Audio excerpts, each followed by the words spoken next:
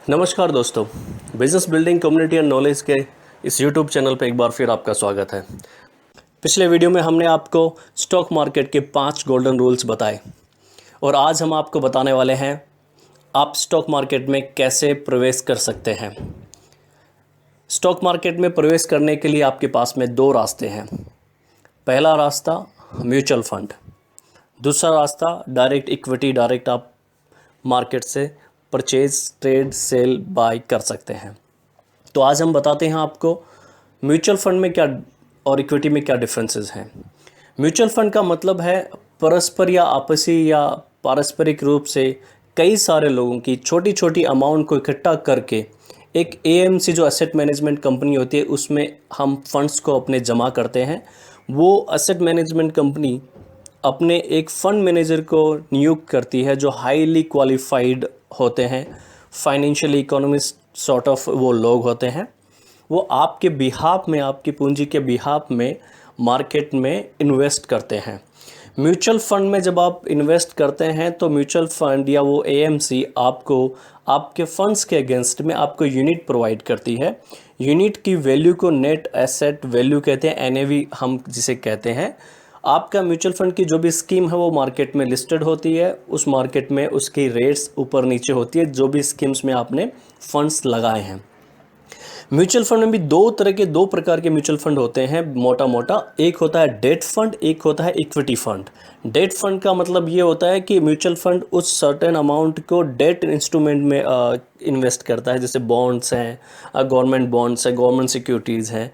तो वहाँ पे आपके फंड्स के रिस्क बहुत मिनिमाइज हो जाते हैं, लेकिन साथ ही साथ आपके रिटर्न्स के जो एक्सपेक्टेशंस हैं वो भी एक सीमित हो जाती हैं। यहाँ पे लो रिस्क और लो रिटर्न्स इस डेट फंड में आपको मिलते हैं। दूसरा स्कीम होता है इक्विटी स्कीम। इक्विटी स्कीम में आपकी जो म्यूचुअल फंड जो एडवाइज़र या जो आपके फंड मैनेजर होते हैं, जिस भी म्यूचुअल फंड में आपने इन्वेस्ट किया, जिस भी स्कीम में इन्वेस्ट किया है, वो डायरेक्ट स्टॉक मार्केट की स्कीम में ही लगाते हैं, यानी डायरेक्ट वो स्टॉक्स में ही इन्वेस्ट करते हैं। यहाँ पे आपका रिस्क भी बड़ा होता है और आपके रिटर्न्स भी बड़े होते हैं।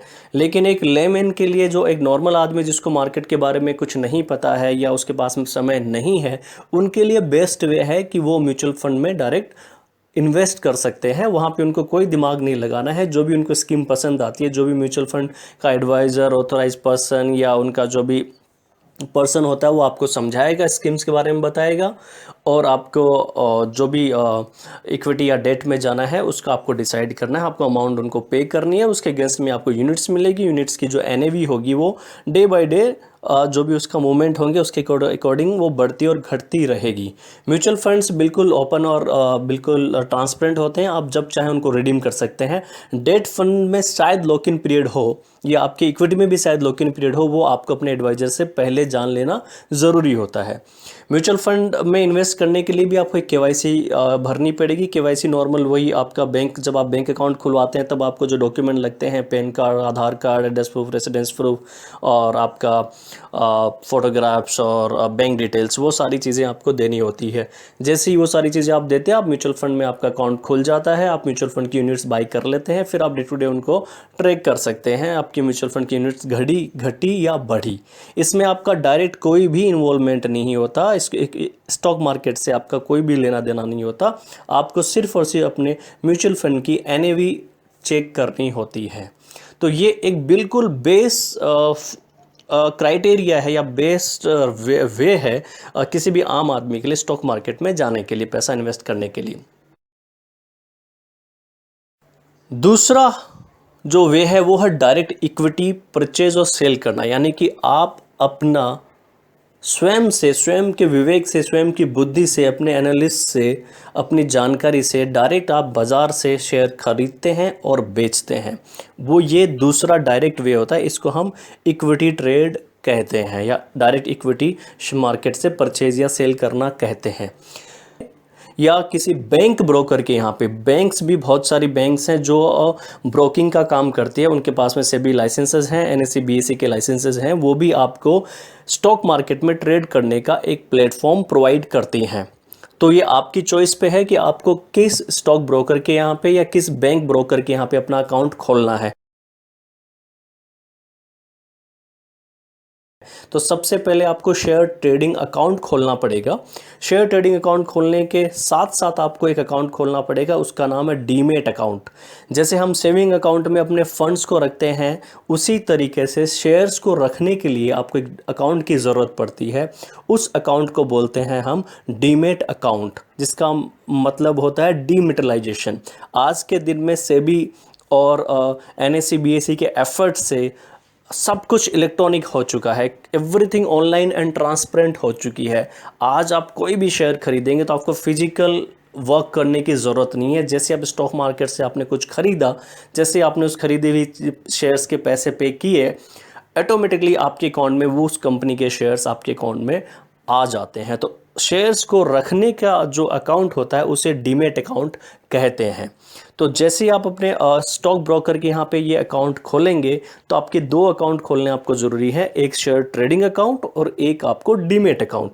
दोनों अकाउंट आप सेपरेट भी खोल सकते हैं, लेकिन आज के दिन में नॉर्मली जिसके यहाँ पे आप अकाउंट खोलेंगे दोनों अकाउंट एक ही साथ खुल जाएंगे। ये ज़्यादा इजी भी है, शेयर्स की पे इन और पे आउट के लिए ये बहुत कन्वीनियंट है। तो आप अपना जिस भी ब्रोकर के यहाँ पे अकाउंट खोलें, आप गूगल पे जाके सर्च कर सकते हैं, आपको बहुत सारे मेन ब्रोकर्स मिल जाएंगे।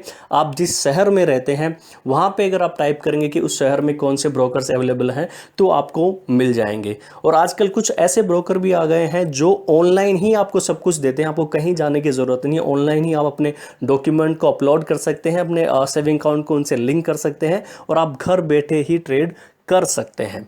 ऐसे भी बहुत सारे ब्रोकर हैं, आप गूगल पे सर्च करेंगे तो आपको मिल जाएगा। यहाँ हम किसी का भी नाम सजेस्ट नहीं कर रहे हैं, हम सिर्फ आपको एक फॉर्मेशन या आपको कैसे ट्रेड करना है उसके बारे में आपको बता रहे हैं। ट्रेड करने के लिए, स्टॉक मार्केट में आने के लिए आपको सबसे पहले अपना शेयर ट्रेडिंग और डीमेट अकाउंट खुलवाना पड़ेगा। जैसे ही आपका शेयर ट्रेडिंग और डीमेट अकाउंट खुलेगा, उसके साथ में वो आपका सेविंग अकाउंट भी लिंक कर देंगे। सेविंग अकाउंट लिंक करने का मतलब है कि जब भी आप कुछ खरीदेंगे तो आपको फंड्स की ज़रूरत पड़ेगी।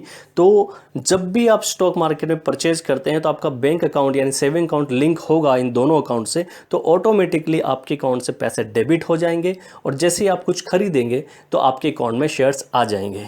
या फिर जब आप शेयर्स खरीदने के बाद में शेयर्स को बेचेंगे तो बेचने के बाद जो उसका क्रेडिट आना है वो डायरेक्ट आपके सेविंग अकाउंट में जमा हो जाएगा। तो फंड्स की भी आपको फिजिकली जाने की, आने की, चेक देने की, लेने की कोई भी ज़रूरत नहीं है। आज के दिन में सब कुछ ऑनलाइन ट्रांसपेरेंट हो गया है। तो दोस्तों, इस वीडियो में हमने आपको बताया कि कैसे दो वे हैं, एक आप म्यूचुअल फंड के थ्रू आप मार्केट में आ सकते हैं, दूसरा आप डायरेक्ट अपना अकाउंट, शेयर ट्रेडिंग अकाउंट खोल करके मार्केट में आ सकते हैं। दो रास्ते हैं जिसमें आप स्टॉक मार्केट में डायरेक्टली आ सकते हैं। हम आपको जो भी यहाँ पे सूचनाएं दे रहे हैं, जो भी हम जानकारी दे रहे हैं, ये हमारी व्यक्तिगत है, हमारे पिछले 25 सालों के अनुभव के अनुसार हम आपको बता रहे हैं। हम आपको किसी भी तरीके से ये प्रेरित नहीं करेंगे आप अकाउंट खोल लें और आप ट्रेडिंग करें, इट्स अप टू यू है।